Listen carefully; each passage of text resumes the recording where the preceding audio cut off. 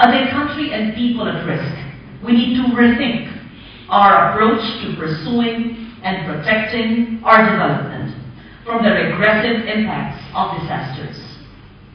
Beyond our respective countries, the world as a whole must act immediately to seize and to reduce disaster risks.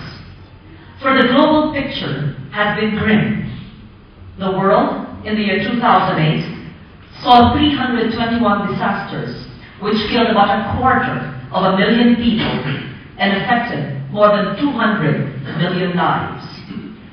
The total economic cost was a stunning $180 billion, which is twice the average annual economic losses of the past 7 years.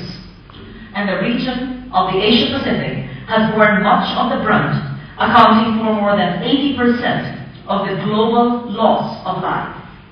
About 70 to 80% of disasters have been climate-related, and yet, given the gloomy scenario of climate change, more disasters are expected to happen. The recently released Global Assessment Report on Disaster Risk Reduction, the findings of which Dr. Jenny Velasquez of UNISDR will elaborate on later, reveals it all. Disaster risk is on the rise. The growing population in areas prone to natural hazards has exposed billions of people to risks. Moreover, our development approaches and practices in the past decades have allowed disaster risks to grow, to spread, and to pervade until today. And the impacts of disasters have become both a cause and a consequence of poverty in developing countries.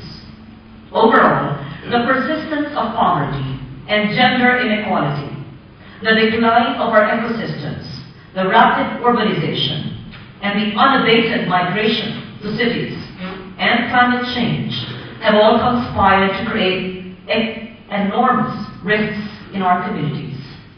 And this we cannot allow to continue. It is therefore high time for global awareness to soar on the necessity and the viability of disaster risk reduction. There is no more compelling to act more decisively and collectively to reduce these risks than in the present. My second message is this: the challenges are clear. Together we can do something to arrest the growing problem of disaster risk. We know what needs to be done, and the solutions are within our reach. The world needs to revisit and to rethink conventional frameworks and strategies for socio-economic development. We could examine our respective development approaches and ask these questions. How can we further develop our societies without compromising the welfare of generations to come? How can we advance our social economic standards without putting the poor at greater risk? How can we realize our shared goals on poverty reduction and sustainable development for the millennium with greater certainty of success? Our answers to these questions will redefine for us what development is truly all about. The world also needs to adopt an innovative, out-of-the-box approach to tackle effectively this most complex human development problem of the 21st century. We need a more integrated, holistic, and proactive approach of reducing vulnerabilities and of building the resilience of nations and communities to disasters.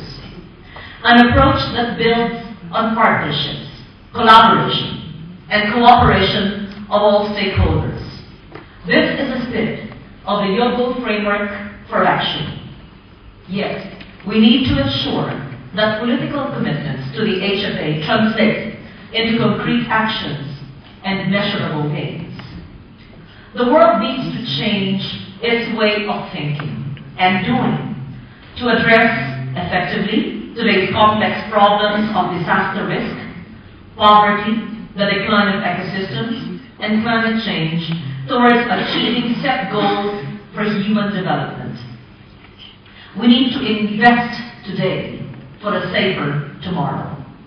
The investment most needed now is more political than financial, for there remains a wide gap between international commitments and local good practices.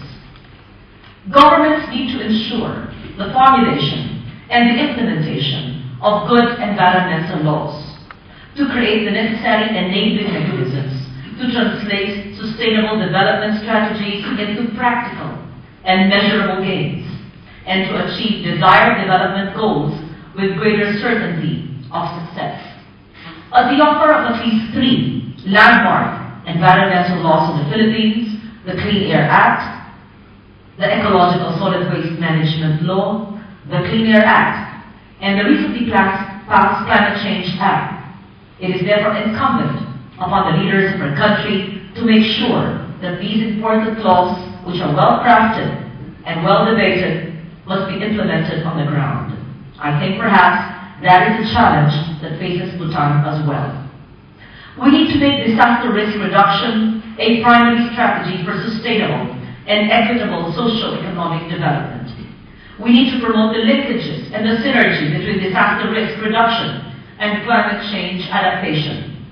For reducing disaster risk reduces as well poverty, safeguards development, and helps us adapt to climate change with benefits for global security, stability, and sustainability. I believe that Bhutan is in a position to present itself as a model to the world. You have striven to redefine development with the concept and practice of gross national happiness. This development philosophy and the best practices that you have exemplified with it are an alternative solution that should be shared and made known to the world. This is one of our best hopes for a sustainable future. The world should heed the message of GNH and recognize the compelling need for cautious development.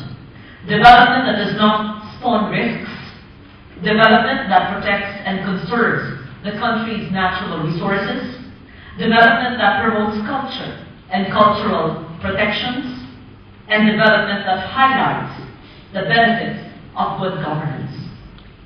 However, I am also made aware of the enormous challenge to the government and the people of Bhutan to address the increasing risks posed by climate change, particularly the critical threat of the glacial lake outburst floods and the vulnerability of many of our development sectors such as agriculture, hydropower, and forestry, which are all highly sensitive to a changing climate.